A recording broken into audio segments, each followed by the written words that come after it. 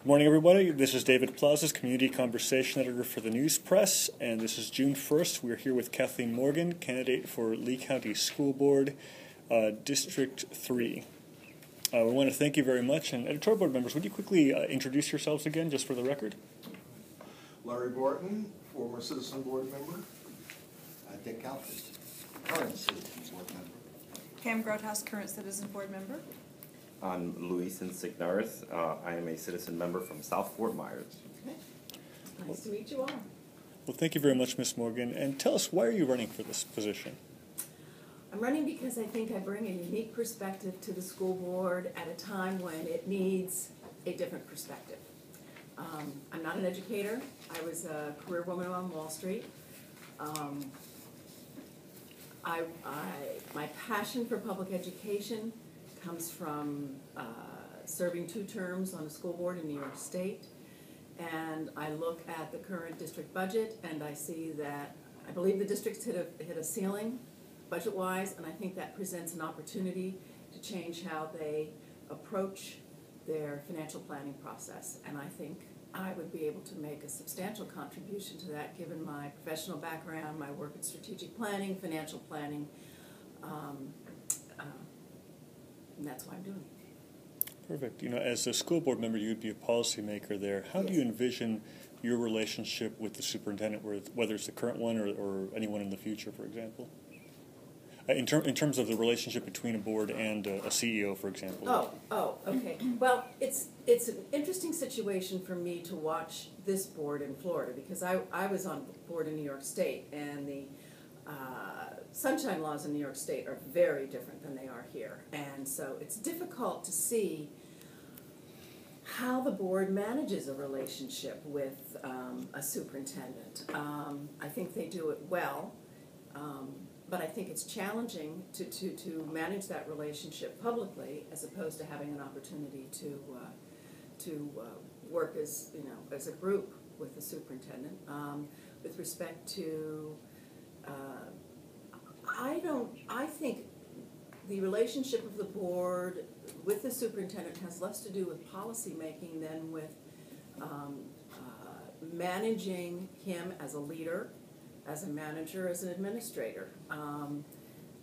Policy, in my experience, is usually generated by the superintendent with the support and passed with the support of the board, although the board can certainly initiate it as something that comes from the community. And what have you been hearing out from going around town in terms of the performance of the school board and the superintendent? People are not comfortable with the board as it's currently constituted. They don't feel that it functions terribly well, and that everybody is an equal player. Sorry, that everybody is an equal player or is not? Is not an equal player. And your question was about their relationship with the superintendent, or the superintendents, how people perceive the superintendent? Yes. You know, that's a tough question to answer in this context, because if I get on the board, these are people that I will have to work with. I'm hearing mixed reviews about Burke. My impression of him is that he is very knowledgeable, and he is a very good communicator when dealing with the public.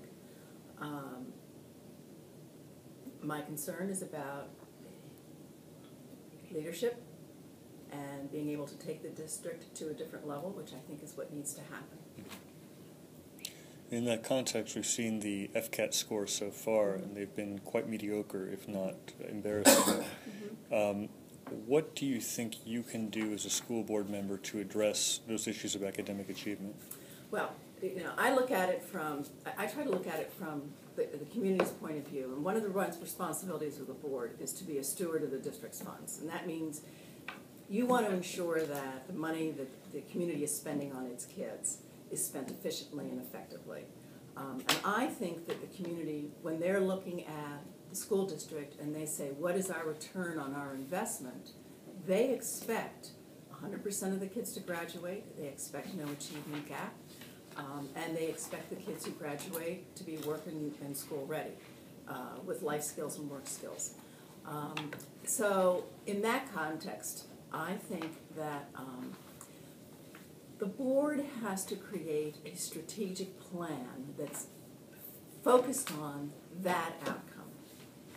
What are we going to do operationally? What are we going to do programmatically? What are we going to do with our staff that will enable us to create that outcome? And my presumption is that student success on the MCATs would go with that kind of process. So that's how I look at the situation. You've identified yourself as not a professional educator, which I don't take one way or the other. In fact, it can be argued both ways, that it's both a plus and a minus. How do you view that? Well, there are two educators on the board now, Ginny Dozier and Mary Fisher. And Jane Kuckel was an educator. My experience being on a board in New York State is that it is the superintendent's job to be responsible for the education, to set the program and to hold people in the district accountable for meeting whatever their goals are.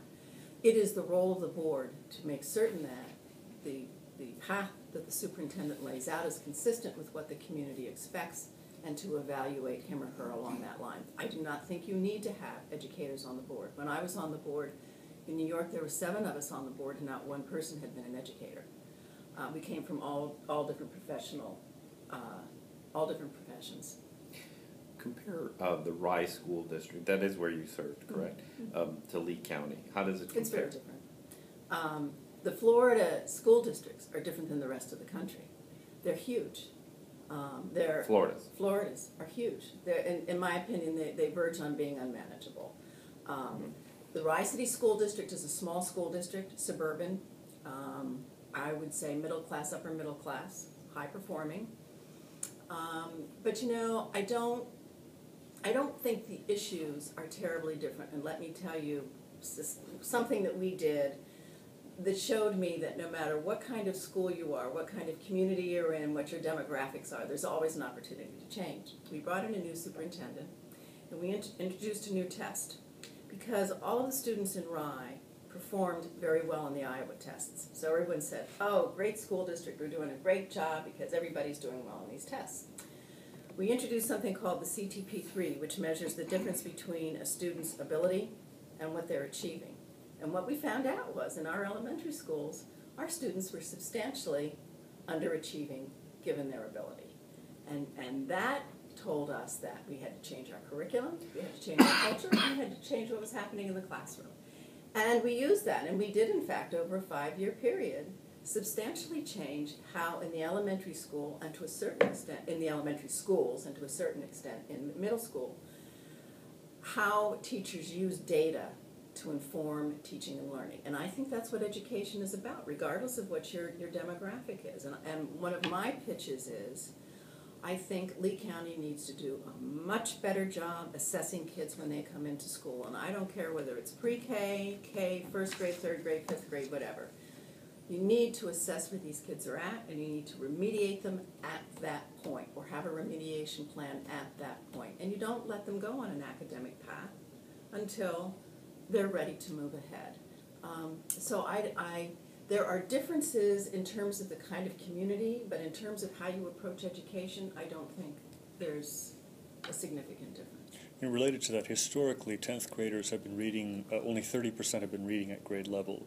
That tells perhaps the lay viewer or an observer like me that they're not ready to graduate, they're not ready to go into the workforce. Correct. How do you start scratching at the surface? How do you start delving into changing that curriculum and changing those assessments, especially given the restrictions that Florida has? And certainly it's not an excuse, but as you may be aware, the legislature gets itself involved in merit pay, gets itself involved with the funding of education.